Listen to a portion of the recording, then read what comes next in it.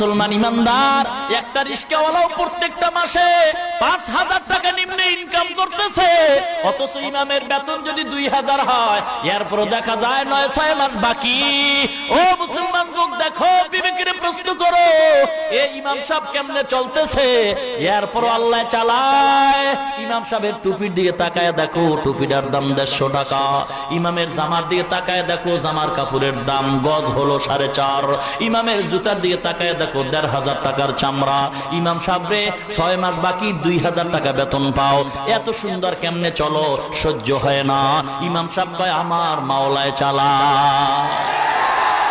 কে চালায়? এ সার্টিফিকেটের জন্য মাদ্রাসায় পড়ি নাই, এমন কওমিয়া মাদ্রাসায় পড়েছি।